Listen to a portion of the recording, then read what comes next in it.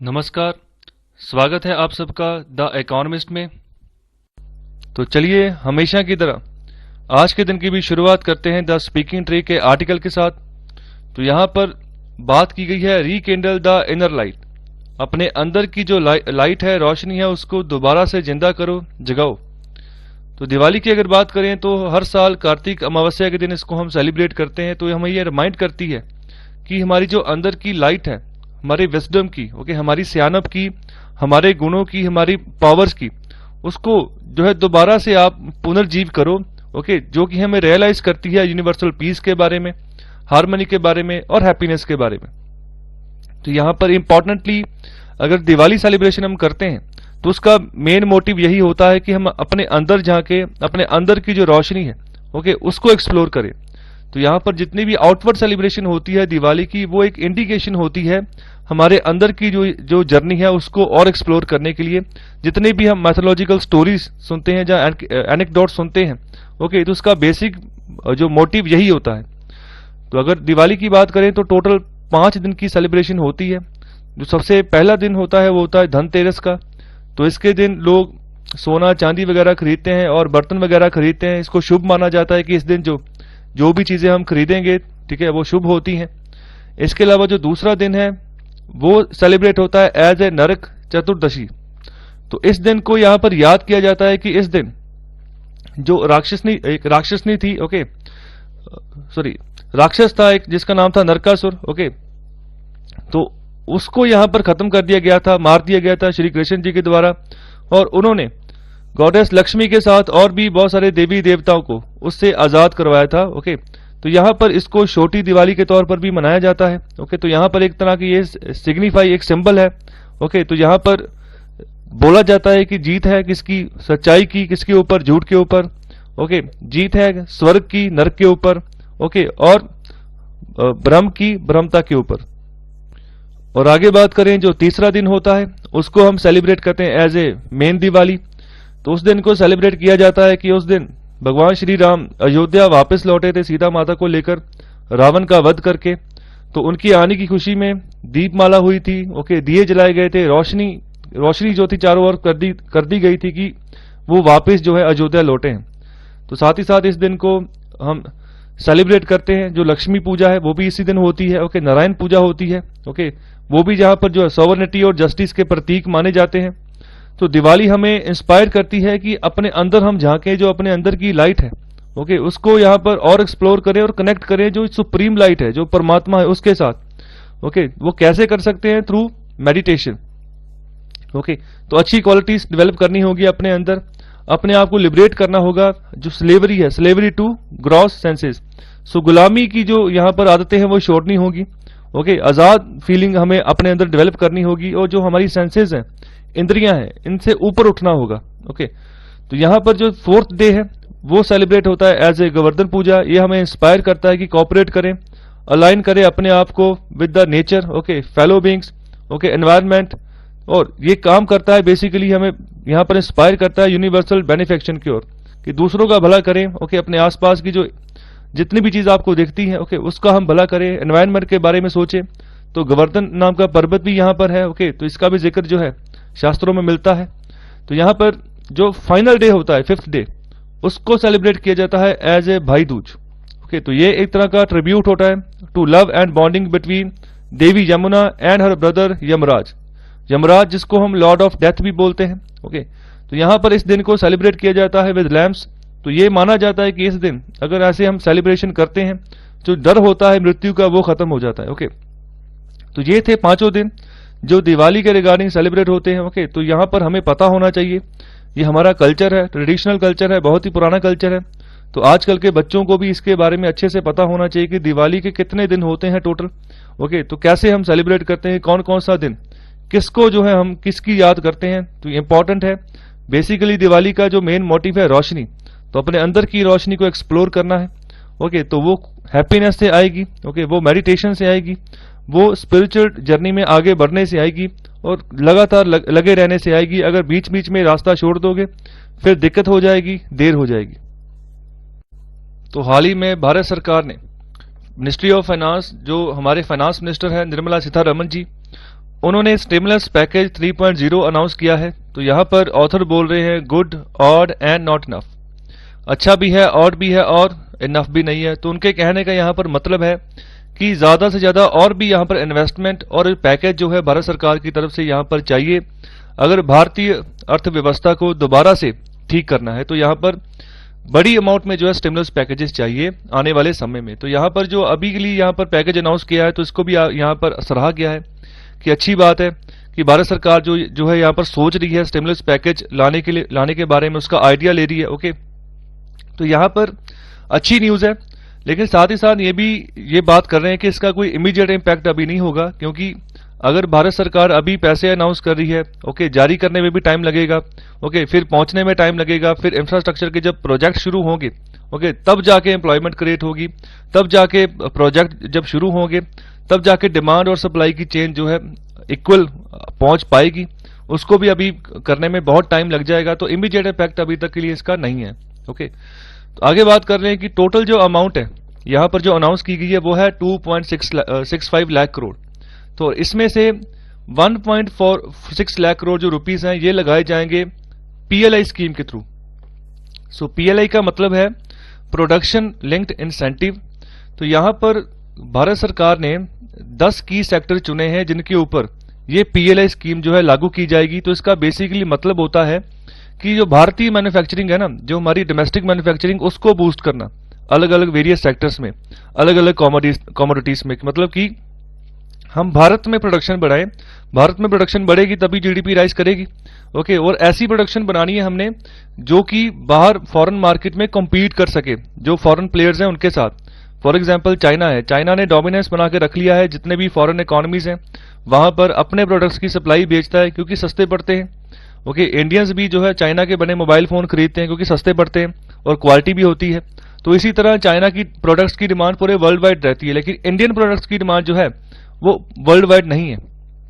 यहां पर कुछ प्रोडक्ट्स की डिमांड है, लेकिन जैसे ओवरऑल चाइना जितने उसका एग्रीगेट डिमांड है ना अलग अलग प्रोडक्ट्स में, वो बनी रहती है। हमारी एग्रीगेट डिमांड उसमें कमी रहती है, डिमांड होती है लेकिन किसी पर्टिकुलर कमोडिटीज के ऊपर। तो यहां पर हमें कंपटीशन देना है, तो इसके लिए सरकार यहां पर 10 की सेक्टर्स में जो है पीएलआई स्कीम ला रही है। तो इसके तहत जो है जो प्रोडक्शन की जाएगी प्रोड्यूसर के द्वारा, उसको जो है इंसेंटिव दिए जाएंगे 5 साल के समय के दौरान। अगले 5 साल तक जो है धीरे धीरे जो भी फैक्ट्री होगी, ओके, प्रोड्यूसर होगा, उसको इंसेंटिव प्रोवाइड होंगे, जो भी जितनी प्रोडक्शन वो ज्यादा से ज्यादा करेंगे आने वाले समय में। तो यहां पर एक सपोर्ट होती है प्रोड्यूसर को, मैन्युफैक्चरर को भारत सरकार की तरफ से प्रोडक्शन लिंक्ड इंसेंटिव स्कीम के तहत।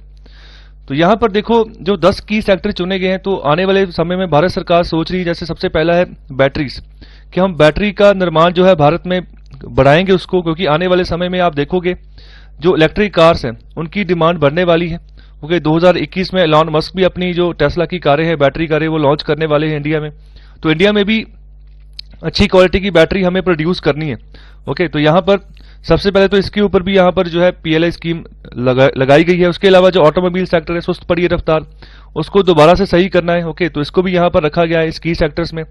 इसके अलावा जो इलेक्ट्रॉनिक्स प्रोडक्ट है, ओके, इनको भी रखा गया है। इसके अलावा जो व्हाइट गुड्स है, व्हाइट गुड्स कहने का मतलब जैसे रेफ्रिजरेटर है, एसी है, वॉशिंग मशीन है, इस सभी जो कैटेगरी आती है व्हाइट गुड्स की आती है, तो इनकी भी प्रोडक्शन हमने अपनी जमीन पर बढ़ानी है। ओके, तो इसके अलावा और भी बहुत सारे सेक्टर्स हैं। तो कुल मिला के 10 की सेक्टर्स हैं जिनके ऊपर यहां पर जो है स्कीम को एनहांस किया गया है। ये स्कीम एक्चुअली आज की नहीं चल रही है, ये 2006 की स्कीम चल रही है। ओके, और समय समय पर भारत सरकार जो है राशि जारी कर देती है स्कीम के थ्रू प्रोडक्शन को बूस्ट करने के लिए। जब जब लगता है कि इकोनॉमी डाउनफॉल जा रहा है, जीडीपी में गिरावट आ रही है, तब तब सरकार जो है इस फंड के थ्रू, जो है स्कीम के थ्रू जो है पैसे जारी कर देती है। तो यहां पर आगे बात कर रहे हैं कि 6000 करोड़ यहां पर डाले गए हैं national investment and infrastructure fund में, डेट प्लेटफॉर्म। ओके, तो यहां इसके तहत ऐसा है कि अगर इन्वेस्टमेंट प्रोजेक्ट कहीं पर इन्वेस्टमेंट है और रुक गई है, कोई इंफ्रास्ट्रक्चर का प्रोजेक्ट है, काम चलता चलता रुक गया, तो इसके थ्रू जो है यहां पर पैसे जो है जुटाए जा सकते हैं और काम जारी रखा जा सकता है। तो यहां पर 6000 करोड़ भारत सरकार ने यहां पर देने की बात की गई। तो यहां पर इसको गुड आइडिया बोला गया है कि अच्छा है फ्यूचर के लिए। ओके, लेकिन इसका जो इमीडिएट इंपैक्ट है वो नहीं होगा, धीरे धीरे इसका इंपैक्ट पड़ना शुरू होगा। ओके, साथ ही साथ यहां पर भारत सरकार ने क्या किया है कि 65,000 करोड़ रुपए, ओके, इसको यहां पर बढ़ा दिया है as a fertiliser subsidy to farmers. तो यहां पर ऑथर इसको बोल रहे हैं कि ये पजलिंग है, आपने इतनी बड़ी राशि फर्टिलाइजर सब्सिडी में क्यों यहां पर बढ़ा दी है आपने। हालांकि आपने अभी रिसेंटली कुछ फार्म रिफॉर्म्स आप लेकर आए थे, ओके, फार्म बिल्स लेकर आए थे, जिसमें आपने कहा था कि जो है यहाँ पर जो इनकम सपोर्ट है फार्मर्स की उसको हम जनरलाइज करेंगे कि मार्केट के हिसाब से जहां पर अच्छा रेट मिले वहां पर वो अपनी फसल बेचे और इनकम जो है उसको अपनी बढ़ाएं। तो यहां पर एक और आप रिफॉर्म कॉल्स लेकर आ रहे हो, दूसरी और आप फर्टिलाइजर में भी सब्सिडी दे रहे हो, तो इतना पैसा आपने वहां पर लगा दिया। क्या इसका फायदा होगा?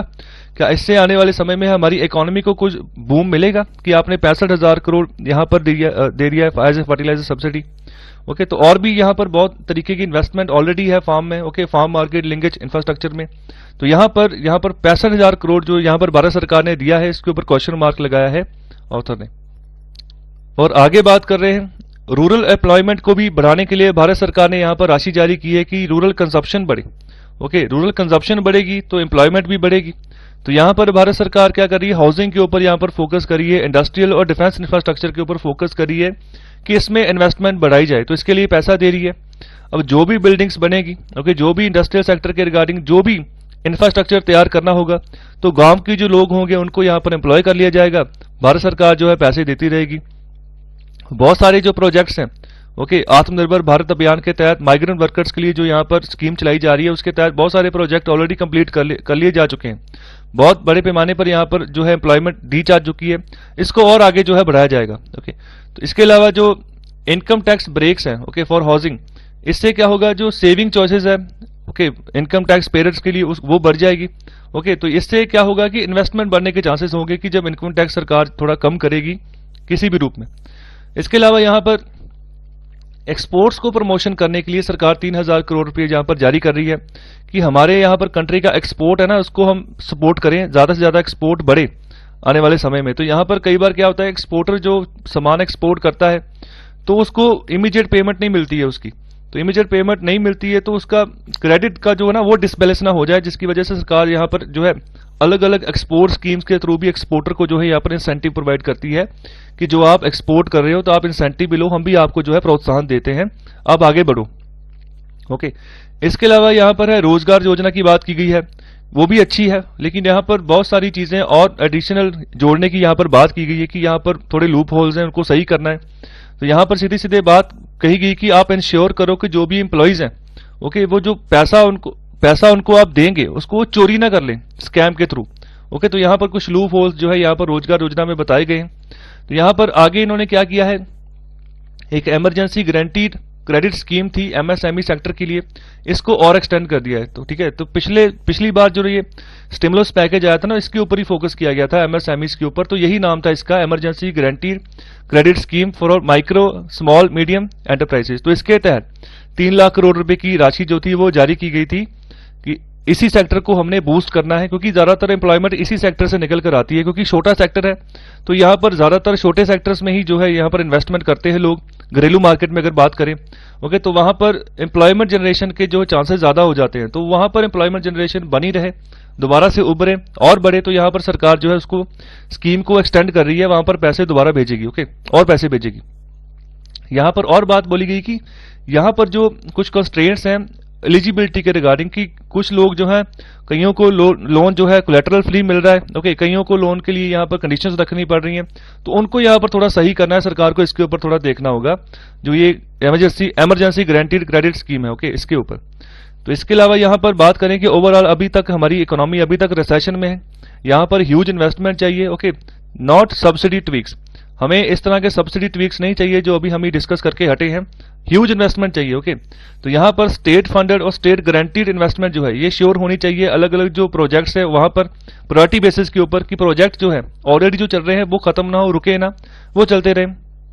ओके, तो यहाँ पर लास्ट में ये बात बोली गई है, please let's have some real action, कुछ रियल एक्शन भी कर लें। कहने का मतलब अनाउंसमेंट तो कर दी है, पैसे भी भेज दें अभी। ओके, पैसे आने में ही बहुत टाइम लग जाता है, कई बार ऐसा होता है कि जितनी राशि बोली जाती है उतना पैसा पहुंचता नहीं है। ओके, तो फिर काम जो है उसमें रुकावट आ जाती है, सिर्फ कई बार अनाउंसमेंट्स ही रह जाती हैं। ओके, फिजिकल लेवल पर जो है काम नहीं होता है। तो यहाँ पर यही चीज यहाँ पर जो है यहाँ अर्ज कर रहे हैं कि इसको आप एक्शन में लेकर आओ, ताकि जो है इकोनॉमी जो है दोबारा रिवाइवल जो है उसके मोड पे ऊपर चलेगी। तो यहाँ पर हम बात करने जा रहे हैं आरबीआई के द्वारा एक न्यू एक्टिविटी इंडेक्स जो है वो प्रेजेंट किया गया है। अभी के लिए लेटेस्ट जो इसका मंथली बुलेटिन आया था ओके, तो वहां पर उन्होंने एक इकोनॉमिक एक्टिविटी इंडेक्स ओके ये पेश किया है, जिसके तहत आप रियल टाइम बेसिस के ऊपर जो है डाटा एनालिसिस कर सकते हैं वेरियस सेक्टर्स का ओके भारत की इकोनॉमी में। तो इससे ये पता चलेगा कि रियल टाइम बेसिस पे कौन सा सेक्टर जो है स्ट्रेस्ड है, कौन सा सेक्टर बूम पे है, कौन सा सेक्टर है जो रिकवर कर रहा है। तो यहाँ पर 27 अलग अलग हाई फ्रीक्वेंसी इंडिकेटर्स हैं, जिसके तहत ये पता चलता है रियल टाइम बेसिस पे कि कौन से सेक्टर की क्या कंडीशन है। तो इससे क्या होगा, आने वाले समय में ग्रोथ को एक अच्छा बूस्ट मिलेगा ओके, अच्छी आउटपुट जो है वो निकल सकती है। वो कैसे निकल सकती है, जब रियल टाइम बेसिस के ऊपर ओके मौजूदा टाइम पे, जैसे मैंने आज ही देखा, आज ही मुझे आज की सिचुएशन पता लगी ओके, इसको हम बोलते हैं रियल टाइम बेसिस। तो उससे क्या होगा कि जो भी पॉलिसी फ्रेमवर्क होगा ना उसमें थोड़ी मजबूती आ जाएगी। जो यहाँ पर रिजल्ट चल रहा है उस हिसाब से पॉलिसी को यहाँ पर फ्रेम किया जा सकेगा ओके। तो कल का सुधार जो है ना आज ही उसकी स्टार्टिंग हो जाएगी सुधार करने का, कि कल को जो स्ट्रेस जो है, जो सेक्टर स्ट्रेस्ड है, कल को हमने उसको भी जो है रिवाइवल करना है ओके। तो उसके लिए उस हिसाब से पॉलिसी बनाई जाएगी ओके। अगर रियल टाइम बेसिस के ऊपर डाटा पता चलता जाएगा तो फायदा होगा ओके। वैसे अगर 3 महीने बाद जीडीपी का डाटा आता है, अलग अलग सेक्टर्स में क्या क्या जीडीपी रही, तो फिर उस हिसाब से पॉलिसी फ्रेमवर्क होता है, उस हिसाब से फिर स्टिमुलस पैकेजेस होते हैं। अगर रियल टाइम बेसिस के ऊपर पता चलता है तो जल्दी हो जाएगा थोड़ा सा काम यहाँ पर ओके। तो यहाँ पर आरबीआई ने पेश किया है न्यू एक्टिविटी इंडेक्स ओके, इसके नाम में ही है एक्टिविटी। तो यहाँ पर स्टार्टिंग में बात कर रहे हैं, ये पहला अटेम्प्ट है आरबीआई का okay at constructing a composite and dynamic economic index for India needs to be fine tuned to duly optimise policy decision. अच्छे से इसको फाइन ट्यून करके चलना है आने वाले समय में, अगर अच्छे पॉलिसी डिसीजन बनाने हैं आने वाले समय में। तो इससे जो नंबर्स पता चल जाते हैं कि क्विक रिकवरी कहां पर हो रही है मैन्युफैक्चरिंग में पोस्ट कोविड लॉकडाउन के बाद ओके, कौन से यहाँ पर सेक्टर्स टेस्ट में है। फॉर एग्जाम्पल जैसे यहाँ पर बात बोली गई है कि जो हॉस्पिटैलिटी का सेक्टर है वहां पर अभी भी स्ट्रेस काफी है। हॉस्पिटैलिटी मतलब जहां पर होटल्स रेस्टोरेंट्स वगैरह आ जाते हैं, तो वहां पर लोग अभी विजिट नहीं कर रहे हैं, नहीं जा रहे हैं वहां पर ओके। तो वहां वो बंद पड़े हैं। तो सबसे ज्यादा जो है स्ट्रेस फैक्टर है यही है हॉस्पिटैलिटी ओके, लॉकडाउन खुलने के बाद भी। इसके अलावा यहाँ पर जो सेंट्रल बैंक, हमारा जो सेंट्रल बैंक है वो है RBI, reserve bank of India. किसी भी मुल्क के जहां पर हम बात यूज करते हैं सेंट्रल बैंक, तो उसके आरबीआई ओके, जैसे हमारा आरबीआई सेंट्रल बैंक है, वैसे हर एक मुल्क का अपना अपना सेंट्रल बैंक होता है, तो उनके अलग अलग नाम होते हैं ओके। तो यहाँ पर इनके द्वारा ये जो इकोनॉमिक मॉडलिंग टेक्निक्स जो यहाँ पर यूज की जाएंगी okay, and computing power to integrate continuously flowing information into their forecast models. तो ये टेक्निक्स ओके, कंप्यूटर पावर और मॉडलिंग टेक्निक्स इनको यूज करके ये जो है आपके पास रियल टाइम बेसिस के ऊपर डाटा जो है उपलब्ध करवाएंगे, फोरकास्ट करेंगे ओके, जिससे कि फायदा होगा भारतीय इकोनॉमी को। तो आगे बात कर रहे हैं कि आरबीआई इसको as a nowcast suite जो है इसको यूज करेगी कि अभी के लिए जो डाटा आपको चाहिए आपको अवेलेबल हो जाएगा। तो करंट क्वार्टर ग्रोथ ओके, तो उसके बारे में भी यहाँ पर पता लगाया जा सकता है on the real time activity across sectors to identify consistent economic patterns okay. तो उनके ऊपर फोकस करके, तो यहाँ पर जो आइडिया है ये है to use machine learning tools and artificial intelligence to project GDP numbers going forward taking into account high frequency data releases. तो यहाँ पर जीडीपी के बारे में भी जो अनुमान होगा पहले से लगा दिया जाएगा कि आने वाले समय में कितनी जीडीपी जो हो सकती है। हालांकि अभी भी बहुत सारे जो यहाँ पर सर्वेज हैं, बहुत सारे यहाँ पर एजेंसीज हैं जो जीडीपी की जो प्रेडिक्शन लगाती हैं, जैसे आईएमएफ है वो भी फ्यूचर जीडीपी की प्रेडिक्शन लगा देता है अलग अलग कंट्रीज के बारे में ओके। इसके अलावा जो किसी भी मुल्क का जो सेंट्रल बैंक होता है वो भी प्रेडिक्शन लगा देता है ओके। तो यहाँ पर रियल टाइम बेसिस पे लोगों को भी पता चलेगा कि कैसे जो है यहाँ पर जीडीपी का जो सिचुएशन रहेगी आने वाले समय में, और करंट क्वार्टर में अभी क्या सिचुएशन है ओके। तो यहाँ पर जिस टूल्स को यहाँ पर यूज किया जाएगा मशीन लर्निंग टूल्स और आर्टिफिशियल इंटेलिजेंस। इसके अलावा बात करें जो 27 इंडिकेटर्स हैं जो यहाँ पर मंथली इंडेक्स में यूज किए जाएंगे, जो यहाँ पर यूज किए जाएंगे वो है monthly index of industrial production okay, दूसरा है रियल फ्राइट, तीसरा है टैक्स कलेक्शन, चौथा है ऑयल प्राइसेस, फिर है पावर सप्लाई, फिर है steel output, besides purchasing managers indices okay. So purchasing managers indices के अलावा ये सभी जो है यहाँ पर इंडिकेटर्स है जिसके तहत अनुमान लगाया जाएगा रियल टाइम बेसिस पे कि क्या सिचुएशन होने वाली है इकोनॉमी की ओके। आगे बात कर रहे हैं यहाँ पर, तो यहाँ पर आगे बात कर रहे हैं गूगल मोबिलिटी इंडेक्स के बारे में। तो यहाँ पर बहुत सारी चीजें छोड़ दी जाती हैं ओके, जिसके वजह से सही अनुमान यहाँ पर नहीं हो पाता है। तो यहाँ पर जो है ग्रेट फोकस किया जाएगा जीएसटी डाटा के ऊपर ओके, ना कि ग्रॉस कलेक्शंस के ऊपर। तो देखो, जैसे जैसे डिजिटाइजेशन किसी भी चीज का बढ़ता जाएगा, वैसे वैसे जो सोफिस्टिकेटेड एनालिसिस है, ठीक है, किसी भी चीज का, वो भी बढ़ता जाएगा आने वाले समय में। तो यहाँ पर लास्ट में ऑथर बात कर रहे हैं कि जो नया इंडेक्स है इसको भी स्टैंडर्डाइज करना है, ओके, ग्लोबल लेवल पर, कि इसका कोई स्टैंडर्ड हो। मतलब ऐसा ही नहीं है कि कोई भी इसको ये कह दे कि ये तो मतलब कोई बात ही नहीं बनी, आपने जिस बेसिस के हिसाब से ये इंडेक्स बनाया है वो बेसिस ही खराब है। ओके, एक अच्छा यहाँ पर स्टैंडर्ड इसका मेंटेन करना है, बनाना है। तो यहाँ पर इसको फॉर्मलाइज करना है, कॉन्टिन्यूसली जो है इसको कंस्ट्रक्ट करते रहना है, जो कि जो पॉलिसी मेकर्स हैं उनको यहाँ पर फायदा हो, अच्छी पॉलिसी बनती रहे। ओके, तो यहाँ पर it's a time the central statistics office identified a set of leading, concurrent and lagging economic indicators to project growth. तो यहाँ पर जो इकोनॉमिक इंडिकेटर्स जो खराब चल रहे हैं, मतलब जो सेक्टर्स सही नहीं चल रहे हैं, ठीक है, वहां पर भी आइडेंटिफाई करें अलग अलग सेक्टर्स को, ठीक है, वहां पर क्या अप्रोच लग सकती है, कैसे उनको सही करें, इसके बारे में भी सॉल्यूशंस निकालें और इसके ऊपर अच्छे से और काम करें, इसको और मजबूत करें आने वाले समय में। ओके, जो कि एक ट्रस्ट है वो बढ़ जाए, बनना शुरू हो जाए अलग अलग सेक्टर्स में, कि जो इंडेक्स है इसके थ्रू जो भी डाटा हमारे पास आता है वो सही है, ऑथेंटिकेटेड है, खराब नहीं है। सो आई होप आपको लेक्चर अच्छा लगा है, तो कृपया लाइक, शेयर और सब्सक्राइब जरूर करें। बहुत बहुत शुक्रिया लेक्चर सुनने के लिए।